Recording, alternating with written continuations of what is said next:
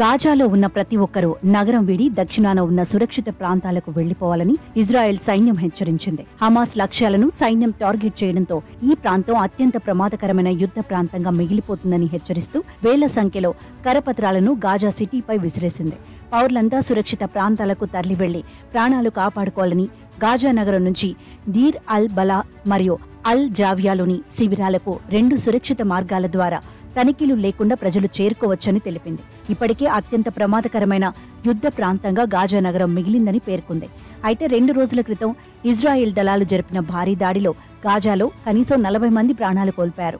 ఉదయమే 3 దిక్కుల నుంచి వచ్చిన ఇజ్రాయెల్ ట్యాంకులు గాజా నగరం నడిబొడ్డులోని కీలక ప్రాంతాల్లో బీభత్సం సృష్టించాయి. గత ఏడాది అక్టోబర్ 7వ తేదీన యుద్ధం ప్రారంభమైన తర్వాత జరిగిన అతిపెద్ద దాడుల్లో ఇది కూడా ఒకటి కావడం గమనార్హం.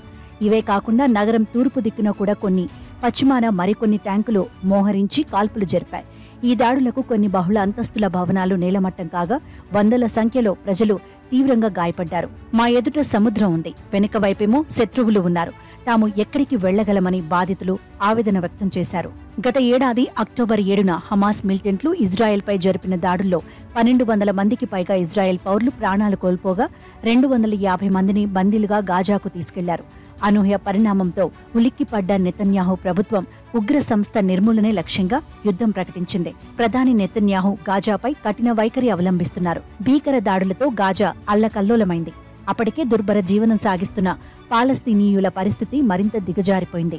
దాడుల్లో ఇప్పటి వరకు దాదాపు 38,000 మందికి పైగా పాలస్తీనియన్లు ప్రాణాలు కోల్పోయారు.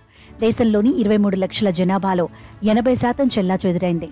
చాలా వరకు నివాసాలు ధ్వంసమయ్యాయి. దిగ్బంధం కారణంగా ఆహారం, నీరు, ఔషధాలు, ఇతర నిత్యావసరాల కొరతతో స్థానికులు అల్లాడిపోతున్నారు. అయితే 9 నెలలుగా కొనసాగుతున్న ఈ యుద్ధం ఎప్పుడు ముగుస్తుందో తెలియని పరిస్థితి నెలకొంది. హమాస్ను తుడిచిపెట్టే వరకు పోరాడతామని నెతన్యాహు చెబుతున్నారు. హమాస్ను అంతం చేసే వరకు వెనక్కి తగ్గే అవకాశమే లేదని తేల్చి చెప్పారు. మరోవైపు గాజాలో కాల్పుల విరమణతో సంబంధం లేకుండా ఇజ్రాయెల్, లెబనాన్ మధ్య రాజీ కుదర్చాలని ఇప్పటికే అమెరికా ప్రయత్నించింది. కానీ అమెరికా ప్రతిపాదనను తిరస్కరించిన హెజ్బొల్లా వేల మంది మరణానికి కారణమవుతున్న గాజా యుద్ధాన్ని ఇజ్రాయెల్ ఖచ్చితంగా ఆపాల్సిందేనని స్పష్టం చేసింది.